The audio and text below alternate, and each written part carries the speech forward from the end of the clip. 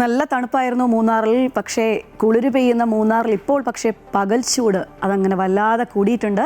ഇതോടെ എന്തായാലും തൊഴിലുറപ്പ് തൊഴിലാളികളും തോട്ടം മേഖലയിൽ പണിയെടുക്കുന്നവരെല്ലാവരും ആശങ്കയിൽ തന്നെയാണ്. കാരണം അൾട്രാ വയലറ്റ് വികിരണത്തിൻ്റെ തോത് വർദ്ധിച്ച ഇടങ്ങളിലൊന്നായി മൂന്നാർ മാറി എന്നുള്ളതാണ് ഇപ്പോൾ പുറത്തുവരുന്ന റിപ്പോർട്ടുകൾ.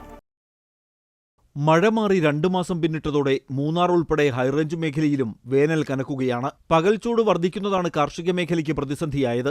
അൾട്രാ വയലറ്റ് വികിരണത്തിന്റെ തോത് വർദ്ധിച്ച ഇടങ്ങളിലൊന്നായി മൂന്നാർ മാറിയെന്ന റിപ്പോർട്ട് കഴിഞ്ഞ ദിവസം പുറത്തു വന്നിരുന്നു. ഉയർന്ന പകൽച്ചൂട് മൂന്നാറിൽ തൊഴിലുറപ്പ് തൊഴിലാളികൾക്കും തോട്ടം മേഖലയിൽ പണിയെടുക്കുന്ന തൊഴിലാളികൾക്കുമെല്ലാം വെല്ലുവിളിയാവുകയാണ്. ഞങ്ങളിവിടെ പണിയുന്നത് ഭയങ്കര വെയിലത്താണ്. ഭയങ്കര വെയിൽ കൊണ്ട് ഞങ്ങൾക്ക് സഹിക്കാൻ പറ്റണില്ല. എന്നാലും പണിയാതെ പിള്ളേരെ സ്കൂളിൽ വിടണം.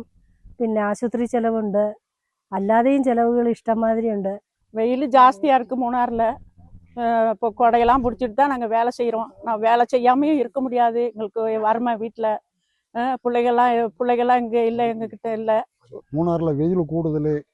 எங்களுக்கு இந்த வேலை இல்லைன்னா வேறு வழி இல்லை. பிள்ளைகளை படிக்க வைக்கணும், ஆஸ்பத்திரிக்கு மாத்திரை மருந்து வாங்கணும். எங்களுக்கு ஏதாச்சும் பார்த்து ஏதாச்சும் செய்யுங்க. തണൽ ഒട്ടുമില്ലാത്തയിടത്താണ് പലപ്പോഴും ഇവർക്ക് തൊഴിൽ ചെയ്യേണ്ടി വരുന്നത്. സൂര്യാതപം ഏൽക്കുമോ എന്ന ഭീതി തൊഴിലാളികൾക്കുണ്ട്. രാത്രിയിൽ അന്തരീക്ഷ താപനില താഴുകയും തണുപ്പ് അനുഭവപ്പെടുകയും ഒക്കെ ചെയ്യുന്നുണ്ടെങ്കിലും പകൽ സമയങ്ങളിൽ പലപ്പോഴും അസഹനീയമായ ചൂടനുഭവപ്പെടുന്ന സ്ഥിതിയാണ് മൂന്നാറിൽ. അൾട്രാവയലറ്റ് വികിരണത്തിന്റെ തോത് വർദ്ധിക്കുന്നത് ചർമ്മരോഗങ്ങൾക്കും സൂര്യാതപത്തിനും കാരണമാകും. അമൃത ന്യൂസ്, ഇടുക്കി.